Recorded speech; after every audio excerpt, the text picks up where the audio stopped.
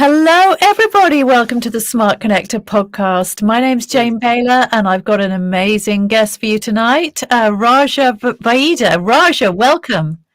Thank you very much, Jane. I appreciate you having me on your show. I can't wait to share my story and my expertise and truly my journey with the audience.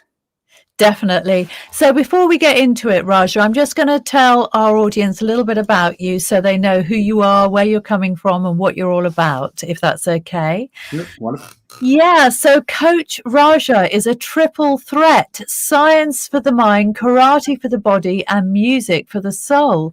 Over the past 3 years, he's provided free Facebook Live coaching on mindset and personal development, and he's helped thousands to become stronger, happier, and more purposeful and live better lives. And in the past year, the beta launch of his Mindset Mastery program yielded a 100% success rate in guiding clients to face their fears.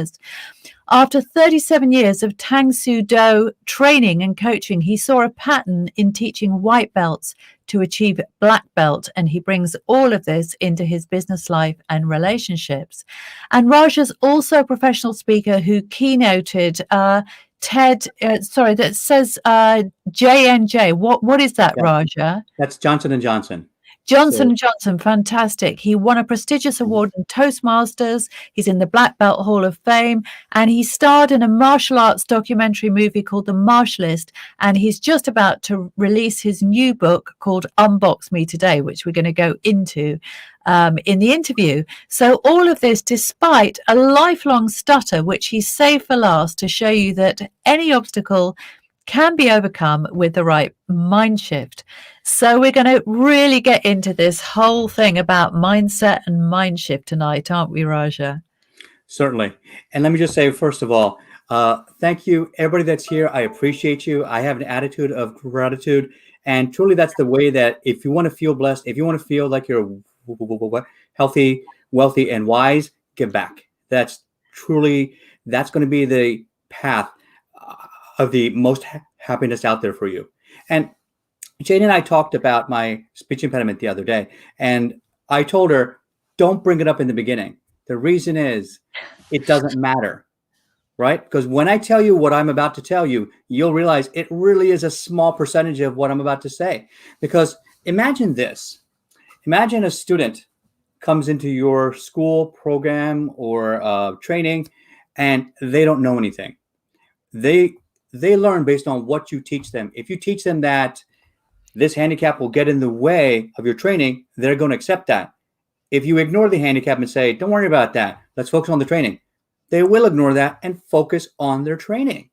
And that's one of the best things I can tell people is that in this journey over more than 3 decades of teaching white belts become black belts, and not just black belts, but become local, national, and world championships, because I've been there myself, I can say that there is a pattern to how you learn in the martial arts, and you can apply it into a business, life, and your relationships if you allow it to.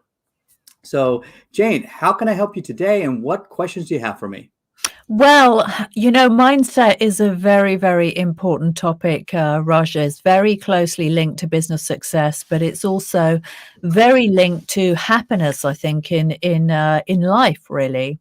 And we had a very interesting conversation when we were talking about the interview and actually discussing what we were going to talk about tonight, about how your greatest weakness can become your greatest strength. And we had such a fascinating conversation about that. So I know that there are some people listening tonight because I've already had prior conversations with them who've had some struggles recently. So I'm really just hoping that you're going to inspire them and tell them why life is always good. It can always be good, no matter what else is going on for you right now.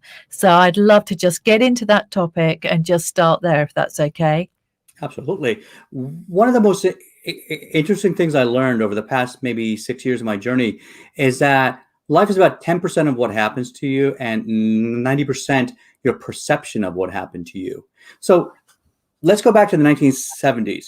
During the Vietnam War, guerrilla warfare, you had enemy combatants who were smaller, weaker, not as well armed, and they were taking advantage of a stronger, much more effective force that had superior firepower. Now, why did that happen? Because when you think like a guerrilla fighter, what's happening is you try to use your opponent's strengths as their weaknesses. If they're big and strong, then you're small and agile.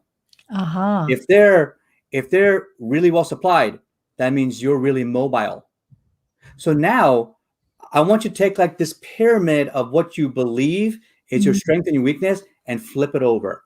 And what's going to happen here is this. Say that in fifth grade, I got to tell you a story about this. In fifth grade, my teacher asked us all, what's your favorite song? And I try to raise my hand, and my stutter at that time was so bad I could barely get words out. I tried to say Billy Joel and Piano Man, but the kid next to me blurts out, "Oh, Raja, you like Phil Collins, so you can sing Sue Studio."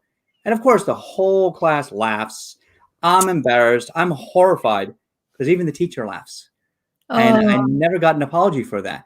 And that's when I realized that was really the genesis of my journey about trying to figure out how do I get respect as a person and as someone that can't talk as well as everybody else. Well, I figured, how can I make this my strength? Well, I couldn't speak as well as other people, but there were other things that I could do that could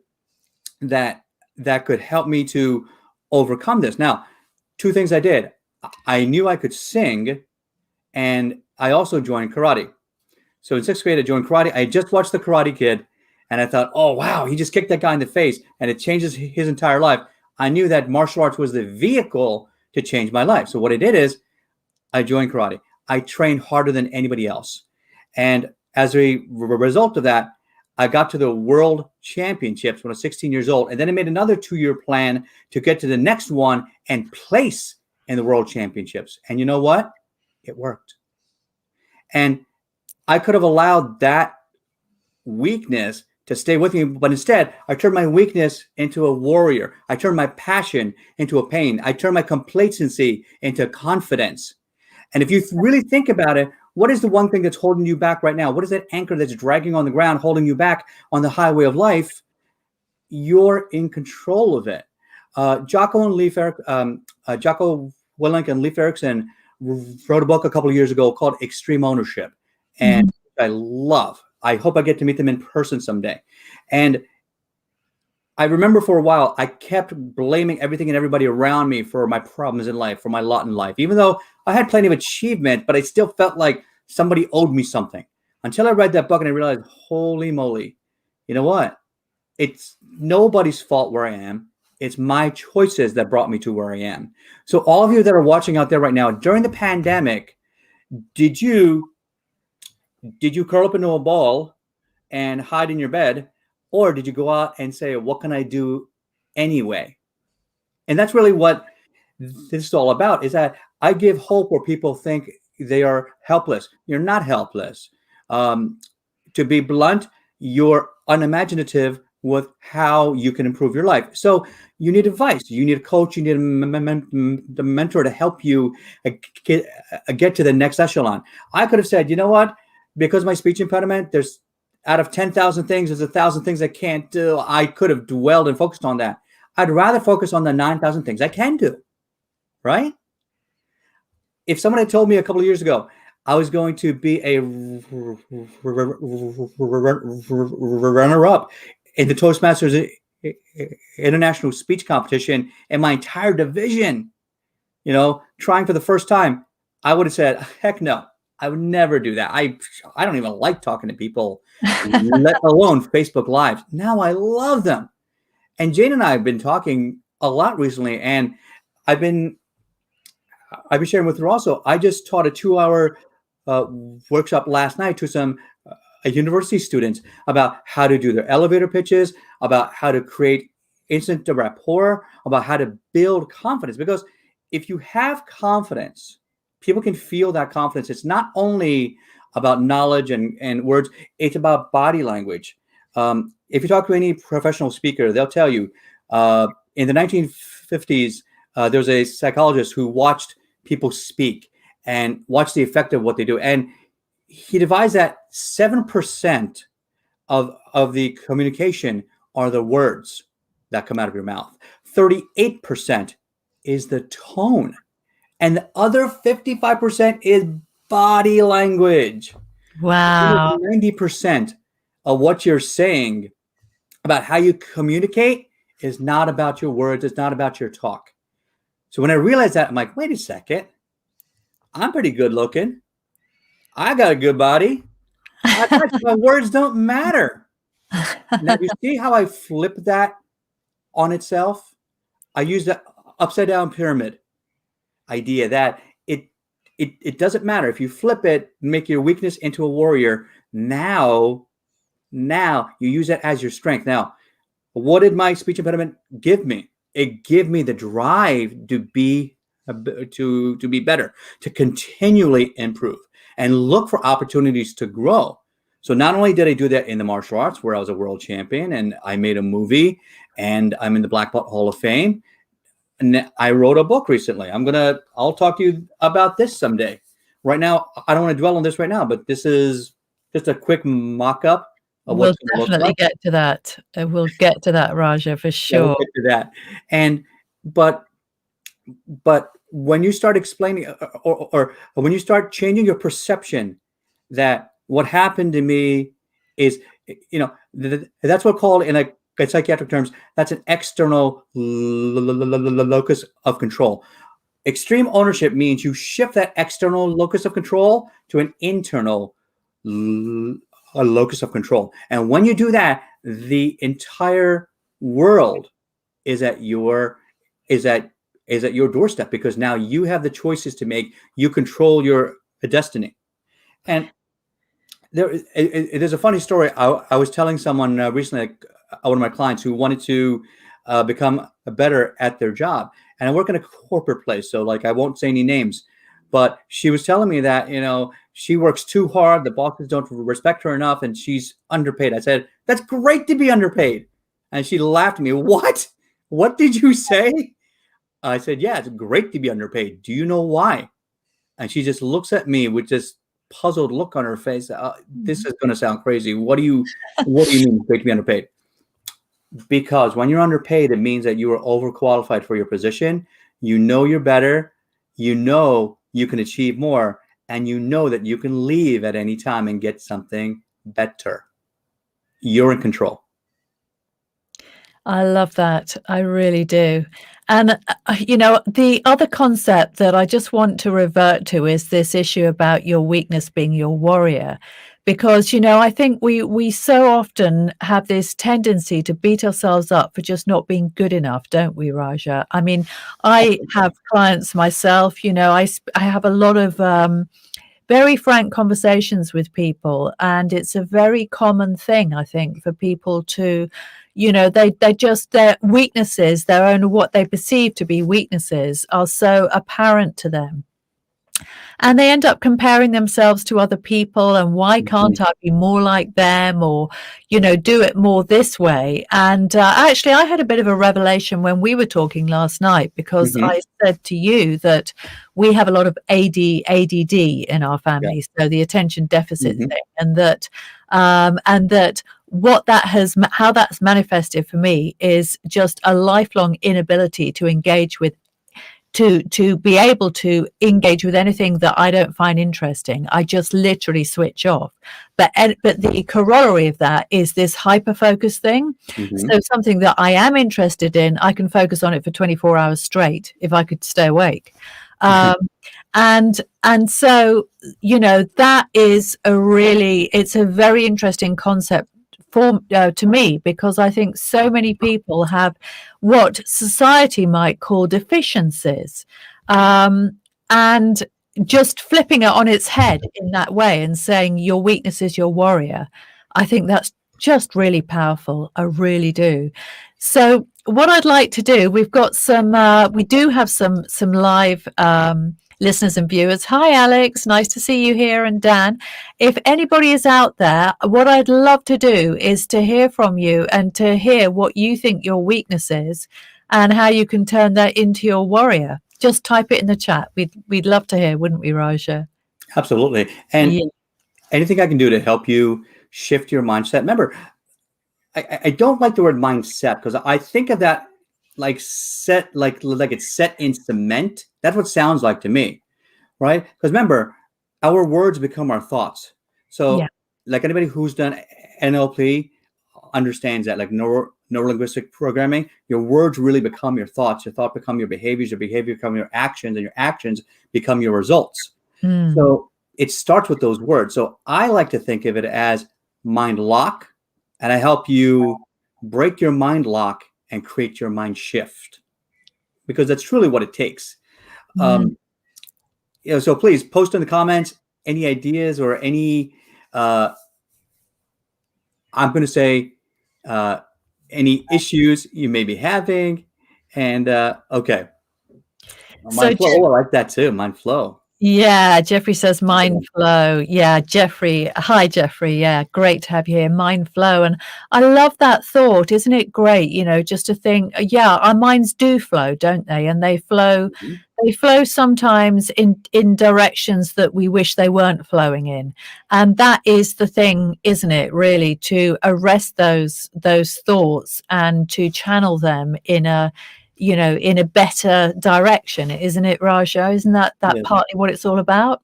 I'm glad you to mention that because I gave a speech a couple of years ago that is exactly what you're talking about. See, people don't realize that your brains are hardwired a certain way.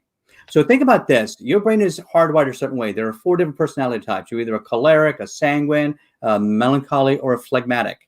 That's just Oh, right. And so when you understand how your brain is hardwired, you have to start to understand how people communicate and how they hear. So now you have to think about, well, how does a person learn? Are they a visual learner? Are they an auditory learner? Or are they kinesthetic? They like to feel something. So now a lot of people don't understand the personality type and how to connect to people. And then what happens is you're speaking in the wrong language to somebody, not uh, just verbally, but mhm. physically and bodily and spiritually, because then now they don't understand what you're saying.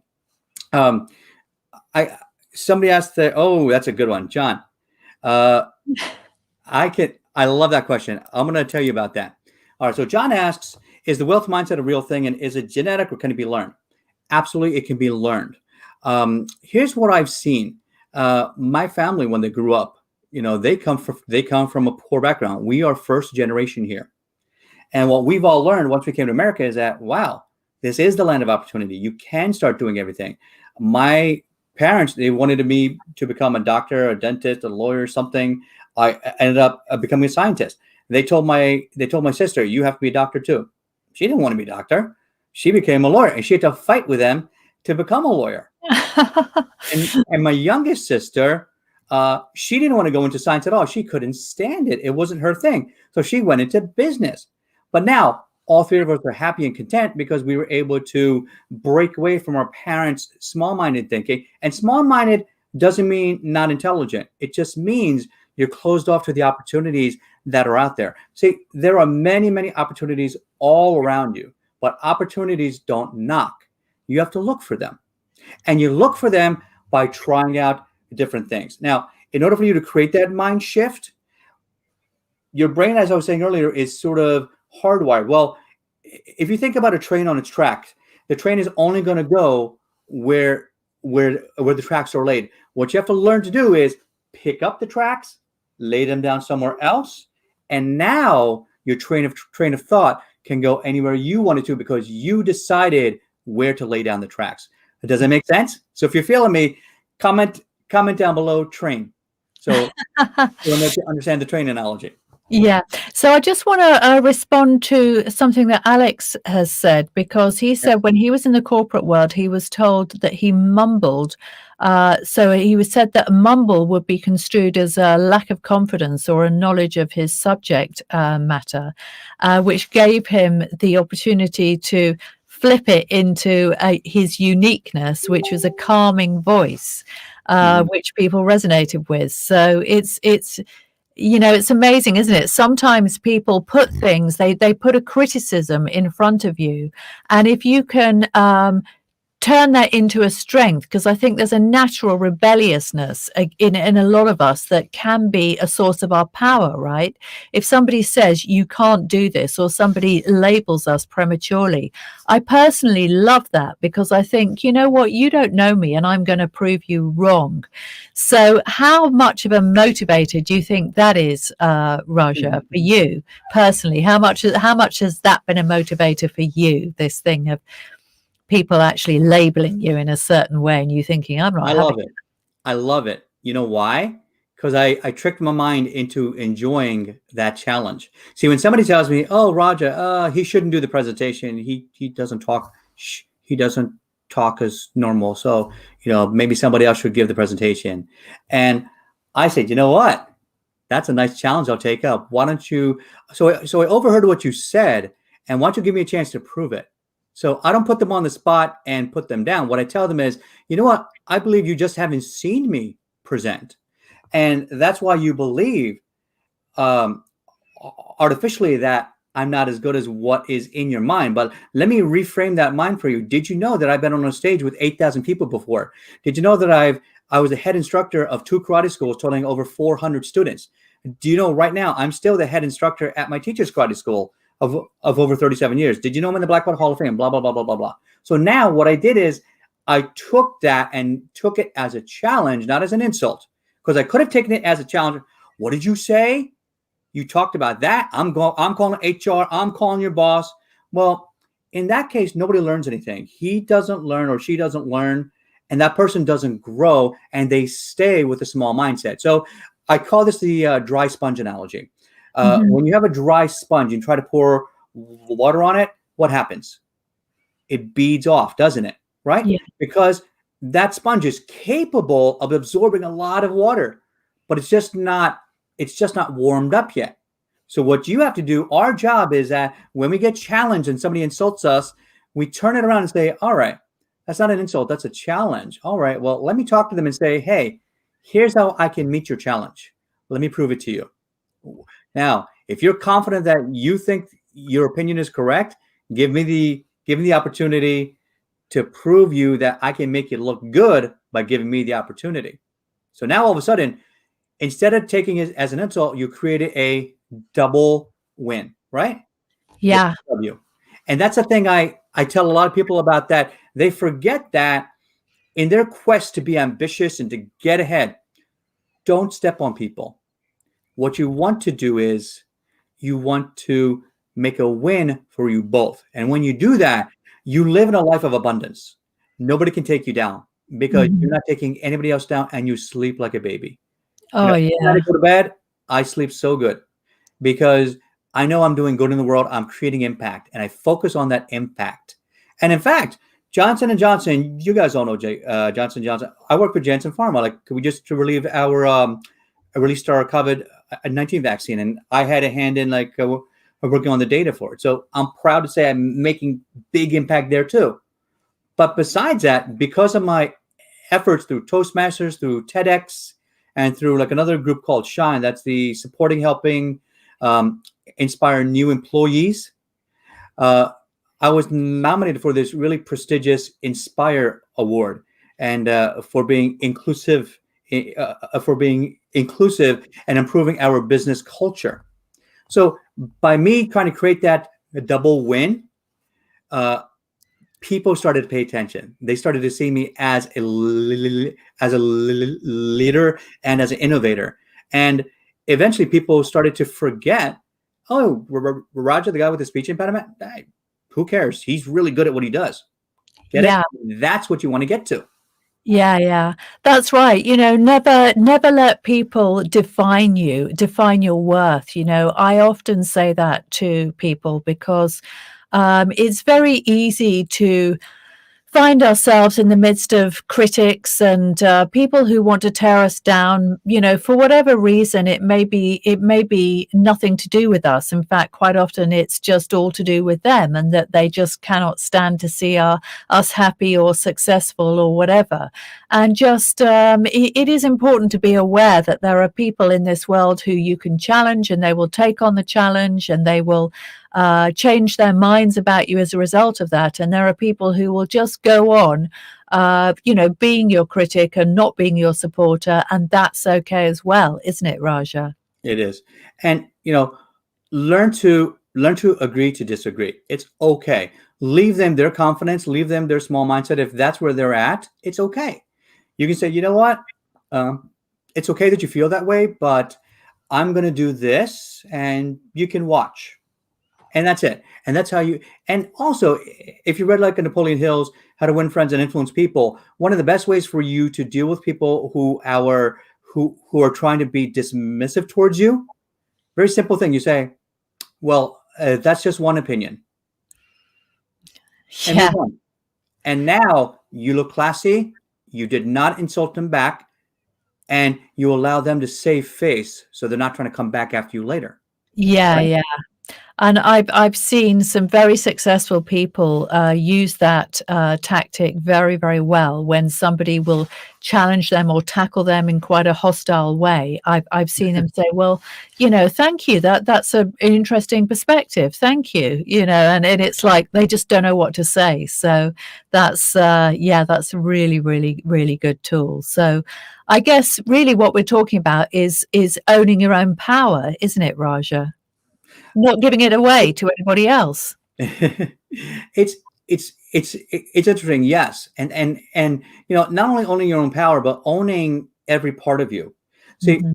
for the longest time, I used to hate this speech impediment, and I used to hate myself because of it. And until I realized, you know what, it's a part of me. It's always going to be part of me, and I can improve on it. And I used to worry about I'm not 100% fluent, and until I started to go into speeches and started to really pay attention to other people speak, no one's 100%. So I was trying to hold myself up to a pedestal that I can't achieve, and I was doomed to fail and doomed to be frustrated and unhappy. When I shifted and I realized, wait a second, my mind lock was that I have to be 100%. And later on, I realized, wait a second, I don't have to be perfect. I just have to be good enough. Good And good enough. enough is much better than 95% of the people out there, because if I can now come out and speak in front of you, use my voice inflection, and use that power to now convey strategies and tips and tools to help other people, nobody cares if I'm perfect. They're caring about the messaging. They're caring about what I'm doing to impact them. And now I'm able to change the world because I finally let go of that self-limiting belief that I have to be perfect. You don't have to be perfect.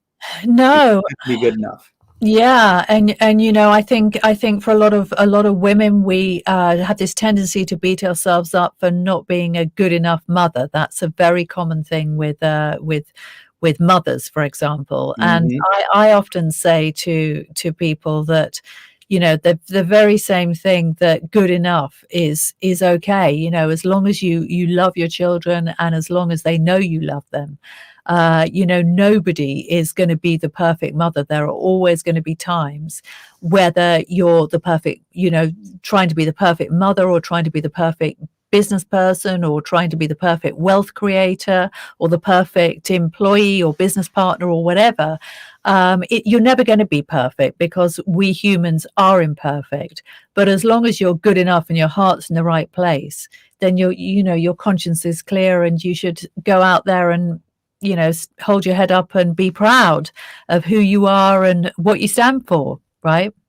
Right. And not only that, um, I work on a three-step formula, which I call CMC, about how to get to your next six-figure business or your seven-figure business. And I've been paying attention a lot over, there was my life before 2015 and my life after 2015 when I really started all this personal development, because I was in a really bad car accident. It Yeah. impacted my neck. I still can't turn my neck to the right. I Mhm. was doing good for a little while. I even did 7 triathlons after that accident. And then Wow. in 2018, I got rear-ended, and now this reactivated everything in here. I got to be very careful turning my neck now. And you know what? I could have allowed that to drag me down. Instead, I learned to pivot and went online. I switched my karate classes to virtual, and last year I closed all my in-person classes, and we just been doing virtual classes ever since. And this CMC I talked about, I'm going to get back to number one, but number two is massive implementation without perfection. And number three is care enough to pay it forward. Uh-huh. We So now, talked about that last night. yeah. So what is anybody in the audience watching right now? What do you think number one is? I said CMC. So what's that C? What's that first one? What do you think that is? Put it in the chat. Let's see what you guys got. And I'm sure somebody's going to get it. And if we're not, we'll give you a few seconds here.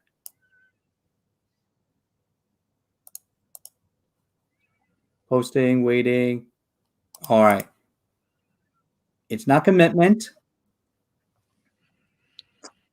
Not complexity. It's very simply caring beyond yourself. Mm-hmm. So that's sort of like your mission statement, in that when you start caring about caring about building a business or a project or a lifestyle where you say, all I want is money, money, money. That is small. That is a small mindset thinking, because then that stops you from growing. Because then what happens is this: as an online entrepreneur, when I made my first $1,000, it was amazing. When I made my first $10,000 online, it was amazing. And then as it keeps going, that first $1,000, it doesn't seem like it's that much. So then you start to get complacent. Mm-hmm. And when you start to get into seven figures, then you start saying, oh, that $1,000 is really small. It's only 1% of what I'm actually going to be making. Why even bother with that? But here's the reason why I say care beyond yourself. And I like that somebody said, Alex said compassion. Same thing. Compassion beyond yourself is, what is that larger vision? My vision is, when I went to visit India, I saw so many kids who were ultra rich, and I saw so many children that were also ultra poor sitting right next to each other.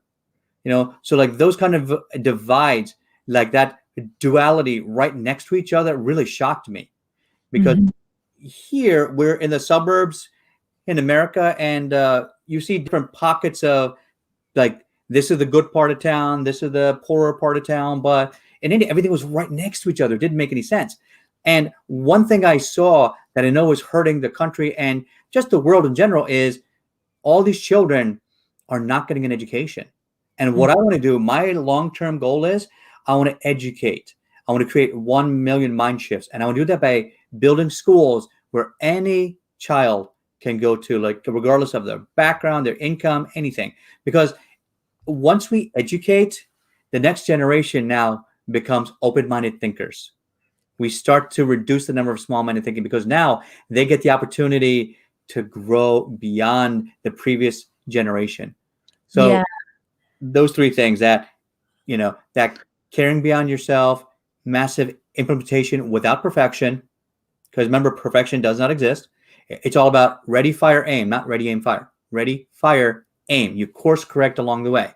And then the third one, once again, care enough to pay it forward. Someone else. And that'll give you that fulfillment that I feel right now. I'm here. I love all of our conversations, James. I've had so much fun the past couple of weeks talking with you, and I can't wait to keep on doing it. And when I plan a live event, I'm going to invite you onto my stage as well. Can't wait. Can't wait to see it. Get on a plane to Philadelphia. By the way, that's where Raja is, in case anybody was wondering. So Raja, we've got a question here from John, which is about the mindset of selling.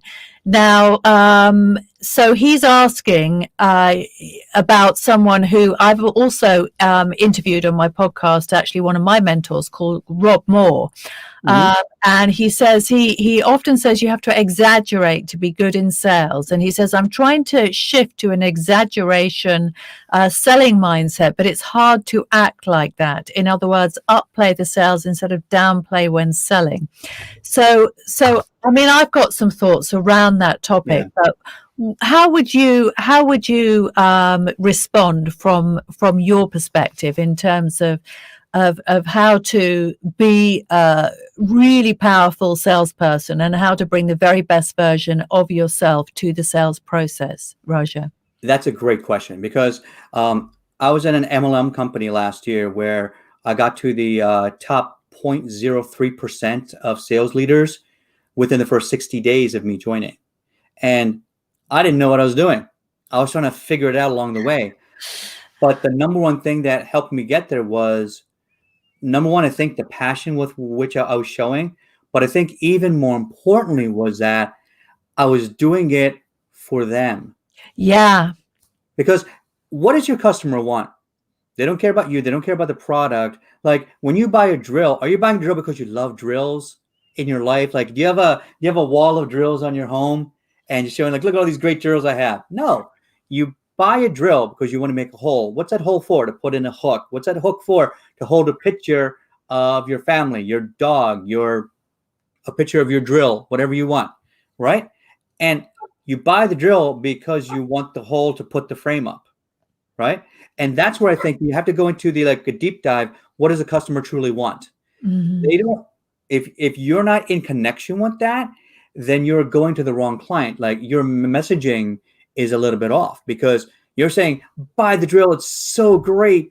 It spins really fast. It has a long battery life. It's got a light in the front so you can see where the hole is. Nobody cares about all that.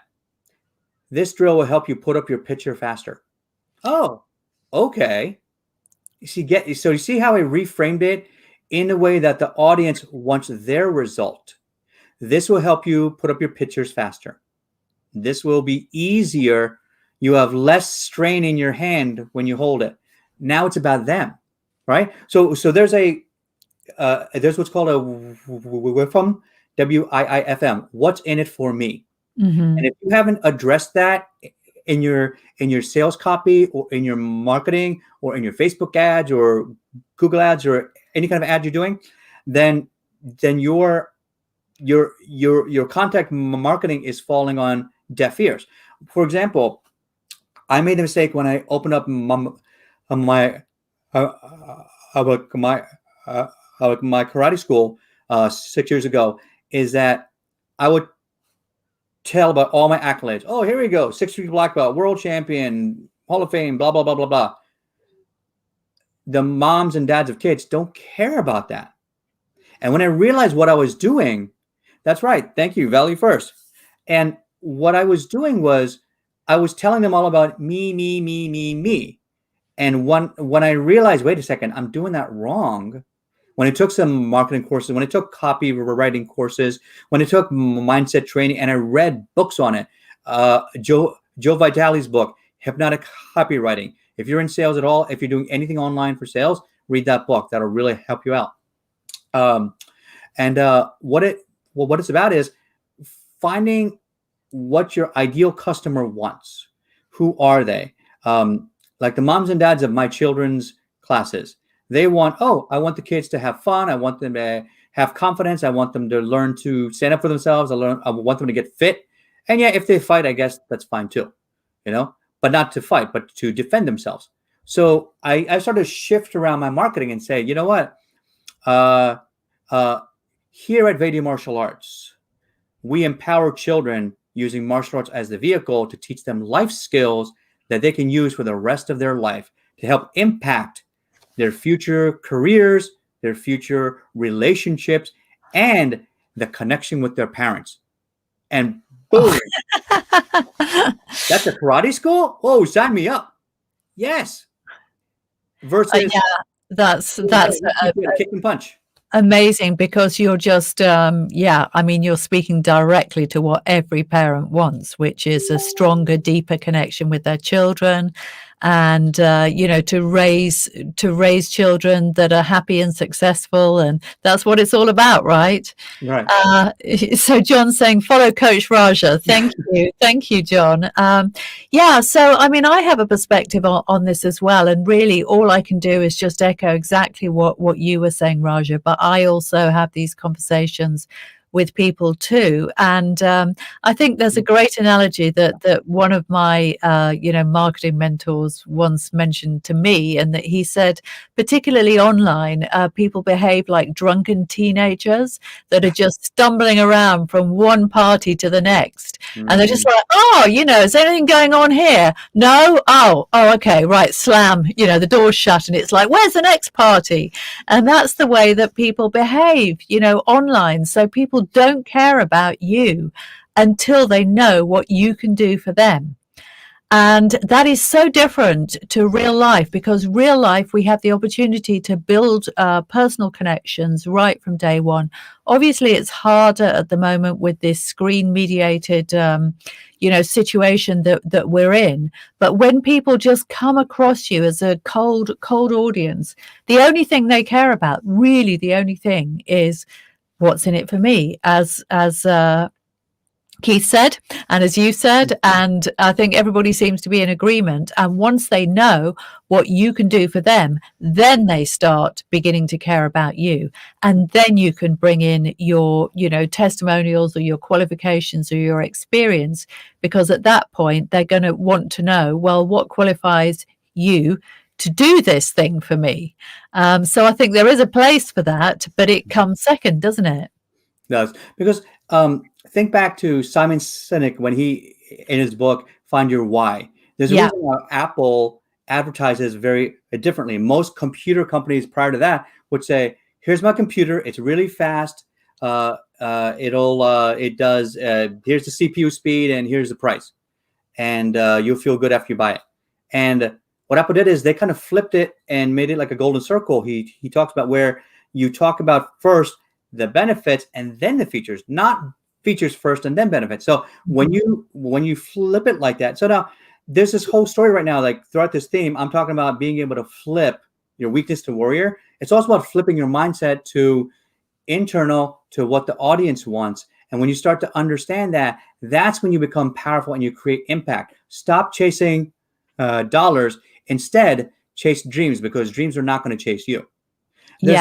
There's a saying by John Maxwell in his book, The 21 Irrefutable Laws of Leadership. One of my favorites. I read this, I think, 20 years ago, and it still sticks with me. People don't care what you know until they know that you care. Yeah. Think about that. I love that. People don't. Say it again, Raja. Yeah. From John Maxwell, people don't care what you know until they know that you care. Mm. And I wrote that for when I was teaching for my instructor's father's school. I was head instructor there for 12 years. And I wrote a little booklet. This is like before the internet. And I just typed it up on, if you can recall, WordPerfect, that program back in the day. I printed that out, and it was I put right on the top of it, I didn't say how to become a karate teacher. I was teaching the other up-and-coming instructors how to teach class, how to connect with people. And I put on the top of it, so you want to be a karate teacher.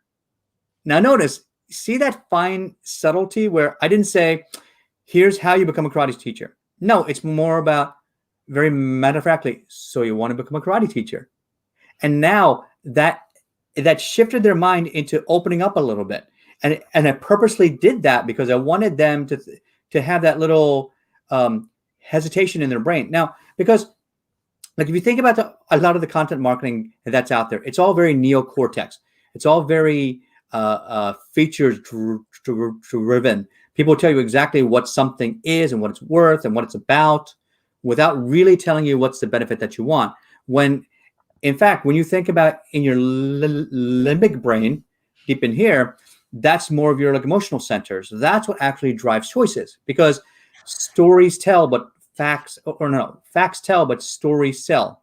And when you switch the messaging from neocortex into limbic messaging, for example, in the karate school, I always said, a white belt or a black belt is a white belt who didn't quit. That's all it is, right? Very simple. But that doesn't resonate with all of the parents. So I switch it to say that uh, your child will thank you when they become a black belt. Now, notice that. What parent doesn't want their kids to show appreciation? Yeah, that's right. Yeah, It's in short supply a lot they of the are the buyer. The parent is the buyer. The child, of course, obviously, because they don't have money. Like, and so I had the adult class, the teens class, the kids class, and of course for the 18 and under, that's all the parents. The parents choose to allow their children to come to my school, so I have to market to them. So time. it's the same thing again. I'm thinking not neocortex marketing. I'm thinking limbic messaging, and that gives me the opportunity to connect on a deeper level. And all those years, no one ever told me. No one ever told me that you. Oh, there we go, Master Cliff. How are you doing? So no one ever told me, Raja, I'm not. I don't want to go to your karate school because you have a speech impediment. No one ever thought it was an issue. I thought it was the issue, right? It's amazing, really. What you said just reminded me as well, because I've been watching a documentary, like I watched in over two nights, about Jimi Hendrix, the Mm, famous musician, and about how he was so painfully shy that the only way that he could really express himself was through his guitar playing. mhm. And it's really, really powerful, isn't it, that just by finding that communication, that form of expression, and just by keeping going at it, you can become an expert and a master and somebody that everybody, the whole world, looks up to, really. Right. And think about it this way. Your journey right now, when Christopher Columbus left Spain with the what was it? The Nina, the Pinta, the Santa Maria, what was it? 1492. Now we're getting historical on you. He had an interesting philosophy about how to live life, and that you would live your life in three phases. The first phase was about being a student, absorbing as much information as possible, being scholarly, not questioning, but learning as much as possible from different people, including people whose opinions were opposite of yours, and learning why they felt that way. And you would learn for the first third of your life, growing and learning and taking in all this information. The second phase of your life, you would go out and you would make your fortune.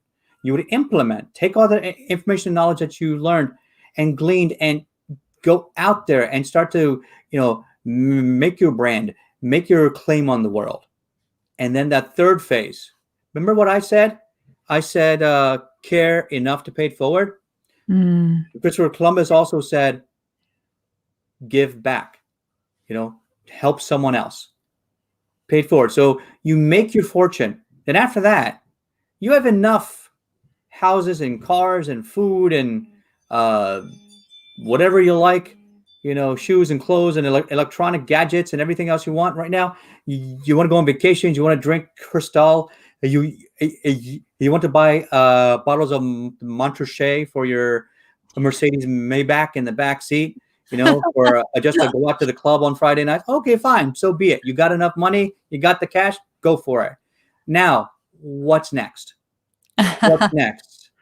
If that's all you have, that's small thinking. Yeah, it is. Right? Because that's what I told you before in that first thing, care beyond yourself. Yeah, yeah. That will keep you growing, because there will always be a need out there. And the reason why I love doing this, and Jane and I think I've imparted on her like how passionate I am at this and how I've helped people. There were clients that I met a year ago I'm not going to say who, obviously, but after they got into my VIP program, they told me 6 months later, a year later, you know what, Coach Raja, I was actually suicidal until I got into your program, and you saved me. I'm like, what? I did not know that. I'm like, Oh, wow. So this stuff is powerful. the power of caring, the The power power of of hope.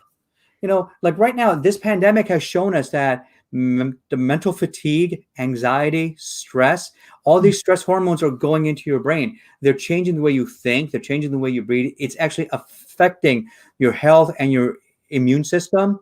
I had one family member. lash out at me because someone close to them passed away. And I said, well, I'm not vaccinated. I can't be there. And so they went on a really bad rant and, said some pretty nasty things. And I was angry for maybe 5 minutes. And then I realized, wow, he's in a lot of pain. Mm-hmm. He's in a lot of pain. And when he's ready to talk about it, I'll be there for him. Yeah. So now I was able to deflect because it's not about me. When I started to think from his perspective, oh, I see what he's going through. He's really upset. Mm-hmm. Yeah. Well, listen, Raja, it has been such a pleasure and an honor to have you here with us tonight. And it's amazing. One thing that I haven't said is that we actually met in LA, didn't we? Yes, we did a couple years ago. Oh my God, yeah, we had such a good time over there. We had a mastermind. We had a good time. Yeah, we really did. We really did. And I really hope that once this is all over, that we will be able to go and celebrate and have a great time in some other amazing location, maybe with some of the people that were here. And thank you, all the guys that have been here with us tonight, John and Jeffrey and Cliff and Keith and Facebook user, because sometimes if you haven't registered, that's how it comes up, and Alex. And thank you very, very much for joining us. Yeah. And look forward to seeing you again soon. Oh, absolutely. And for those who, if you want to watch my free coaching every Thursday, just go to yournewnormals.com. And that's the free coaching group. I've been doing that for 3 years, and I'm just paying that forward. All right. Yeah. And anything. Yeah, and also before we go, Raja, tell us about your book and also how people can contact you as well. What's wonderful, yeah. Well, I'll tell you what. Once you join that group, you're going to get this. This is what used to be a $300 program. This is 5 ninja hacks that won a world championship. This is a 9-page PDF that give you some fast wins right off the bat, so you can start to create that forward velocity in your life. The book, I've been working on this for over 2 years now, and this has been a major labor of love. And this is just a mock-up, and it looks good. I'm still going to go through some more edits, but it's about the 5 pillars of happiness that I found over the past 6 years that when you put them together gives you a balanced, fulfilled life. Because I talk about 5 pillars of health, wealth, mindset, faith, and family. Because there are a lot of people out there, they're really rich, but they're unhappy. Why is that? Well, they don't have a connection with their family. They don't have a connection with a tribe of people or their faith. There are people out there who are, they have extremely good health, but they don't have good relationships because they don't work on those relationships. There are people out there who have a really good mind shift, but they don't have a connection with their family because they haven't worked on that. So just like picking up those train tracks and changing your train of thought, those are those strategies in there that I talk about. So when that book is available, if Jane doesn't mind, I'll post you guys a link. Yeah. You can all be available to purchase, and please support. And I'd be more than happy to come back maybe in a year and just tell you how things are going. And anybody here, if they need a win or any advice, always feel free to reach out to me. Don't be a stranger. You can friend me at Vaidya on Facebook, and the coaching group is yournewnormals.com. yournewnormals.com. That sounds amazing. Well, thank you again, Raja. I hope you enjoy the rest of the day and the week. And thank you very much for being here with us tonight. Oh, thank you very much. And Jane, I just got to say, for all of you out here, Jane is a great leader. Here, I'll point this way. Jane is a great leader, and please listen to her. She's done a fantastic job of trying to connect really quality people, and I really enjoy all of our talks. I try to catch as many of our videos as I can as well. So you have a great person here to also to show your trust in. So thank you, Jane. And I can't wait to work together again in the future. Yeah, me too, Raja. Thank you so much. Okay, guys. See you again soon. Bye. Bye.